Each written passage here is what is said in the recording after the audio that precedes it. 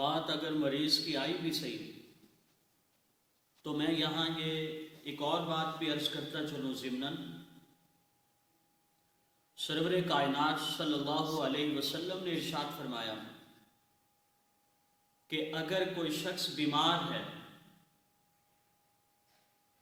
اور دوسرے شخص بیمار کو دیکھتا ہے اور اسے دیکھ کر وہ پیغمبر علیہ السلام کی ارشاد فرمائی ہوئی دعا کو پڑھ لیتا ہے، آپ صلی اللہ علیہ وسلم نے ارشاد فرمایا جس نے دعا پڑھی اسے وہ مرض کبھی لاحق نہیں ہوگا۔ آج دنیا بھاگتی ہے مختلف قسم کے لوگوں کے پاس، جن کے پاس عقل نہیں، سینس نہیں، شعور نہیں، اور پھر بھی انہی کے پیچھے بھاگتے رہتے ہیں۔ آئیے، یہ نبوی وظیفہ ہے، یہ وہ دعا ہے جسے پاک پیغمبر صلی اللہ علیہ وسلم نے خود ارشاد فرمایا۔ اب وہ دعا کیا ہے؟ آپ صلی اللہ علیہ وسلم نے فرمایا وہ دعا ہے الحمدللہ الذی عافانی مما ابتلاک بہ وفضلنی علی کثیر ممن خلق تفضیلا۔ جس نے کسی مریض کو دیکھا، کینسر کا مریض ہے، فالج کا مریض ہے، یرکان کا مریض ہے، یہ اس مریض کو دیکھتا ہے، یہ دعا پڑھتا ہے، آپ صلی اللہ علیہ وسلم نے ارشاد فرمایا کہ اس شخص کو یہ بیماری کبھی نہیں ہوگی۔ اب بات ہے اعتماد اور یقین کی، اور جہاں یقین ہوتا ہے وہاں یہ وظائف بڑے اثر کرتے ہیں، جہاں یقین نہ ہو وہاں کوئی بھی چیز اثر نہیں کرتی۔ اب اگلی بات بھی سنیے، ہمارے اسٹوڈنٹ لائف کا واقعہ۔ ملتان سے ایک میگزین چھپتا تھا، اب بھی چھپتا ہے، محاسن اسلام۔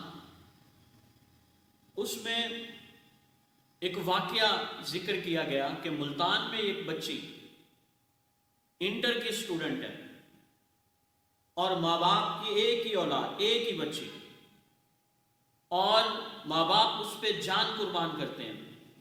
بیمار رہنے لگی، چیک اپ کرایا گیا، ڈاکٹرز نے کہا کہ بچی کو کینسر ہے، ٹیسٹ کرائیے۔ ٹیسٹ کراتے ہیں تو پتہ چلتا ہے کہ واقعی بچی کو کینسر ہے۔ اب ماں باپ دن اور رات مسلسل روتے رہتے، اور بیٹی کو کیسے بتائیں کہ بیٹی اور اداس ہو جائے گی۔ لیکن کچھ لوگ ایسے ہوتے ہیں جو ضرورت سے زیادہ خیر خواہ ہوتے ہیں۔ اس نے اس بچی کو بتا بھی دیا کہ فلاں الماری میں چلے جائیں اور وہاں پہ آپ کی وہ ٹیسٹ رپورٹ پڑی ہوئی ہے جس میں ہے کہ آپ کی ٹیسٹ رپورٹ کینسر کی پازیٹیو ہے۔ یہ بچی جاتی ہے، الماری کھولتی ہے، رپورٹ دیکھتی ہے۔ اس رپورٹ کو دیکھنے کے بعد اس کی پیشانی پہ بل نہیں آتے، گھبراتی نہیں، وہ اپنے والدین کو بلاتی ہے، ان سے ڈسکس کرتی ہے کہ میں کافی دنوں سے محسوس کر رہی ہوں، آپ کنفیوز نظر آتے ہیں۔ دونوں انکار کرتے ہیں، نفی میں سر ہلاتے ہیں۔ آخر وہ کہتی ہے میں سمجھ گئی ہوں۔ رپورٹ ان کے سامنے رکھتی ہے، اور رپورٹ سامنے رکھنے کے بعد کہتی ہے یہ ذرا دیکھیں اسے، آپ اسی کی وجہ سے پریشان ہیں، تو میں یہ کہتی ہوں کہ مجھے کینسر ہو ہی نہیں سکتا۔ وہ کہنے لگے کہ بچی ہے، اور یہ جو بچی ہے یہ سمجھ نہیں پا رہی کہ اصل کیفیت کیا ہے۔ وقت گزرتا گیا، ڈاکٹرز نے آخر جواب دے دیا کہ 1 ہفتے تک آپ کی یہ بچی دنیا سے رخصت ہو جائے گی۔ 1 ہفتہ بیت گیا، بچی کو کچھ نہ ہوا۔ 1 مہینہ بیت گیا، بچی کو کچھ نہ ہوا۔ اب وہ لوگ حیران ہیں، دوبارہ جاتے ہیں، ڈاکٹر سے بات کرتے ہیں، دوبارہ ٹیسٹ کراتے ہیں۔ جس مشین نے پہلے بتایا تھا پازیٹیو، وہی مشین اب کہہ رہی ہے نیگیٹو۔ اب ڈاکٹرز بھی حیران ہیں، والدین بھی حیران ہیں۔ والدین ڈاکٹر سے پوچھتے ہیں کہ آپ بتائیں نا یہ کیا ہوا، تو ڈاکٹر بتاتے ہیں کہ یہ ہمارے اختیار میں نہیں، یہ کسی اور کے اختیار میں۔ سبحان اللہ۔ اب یہ گھر آئے، اور گھر آ کر اپنی بچی کو بلاتے ہیں، روتے ہوئے کہتے ہیں بیٹی بتا تو صحیح، تو نے کون سا ایسا اکسیری نسخہ استعمال کیا، ایسی طاقت اور پاور کانفیڈنس کے ساتھ آپ نے کہا، آپ نے کس بیس پہ کہا؟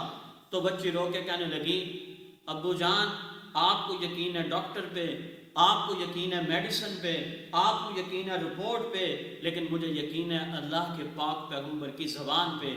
میں نے یہ حدیث پڑھی تھی، آپ صلی اللہ علیہ وسلم نے ارشاد فرمایا تھا کہ جس نے یہ دعا پڑھ لی اسے کبھی وہ مرض لاحق نہیں ہوگا۔ ہمارے فلاں رشتہ دار کو میں نے دیکھا، وہ کینسر کے مرض میں مبتلا تھے، لہٰذا میں نے ان کو دیکھ کر یہ دعا پڑھی تھی۔ مجھے نبی علیہ الصلوۃ والسلام کی زبان مبارک پہ سچا یقین ہے۔ آسمان پھٹ سکتا ہے، چاند اور تارے بے نور ہو سکتے ہیں، زمین پہ زلزلہ آ سکتا ہے، آندھیاں آ سکتی ہیں، کروڑوں قیامتیں برپا ہو سکتی ہیں، لیکن نبی صلی اللہ علیہ وسلم کی زبان مبارک سے جو بات نکلی وہ قیامت تک جھوٹی نہیں ہو سکتی۔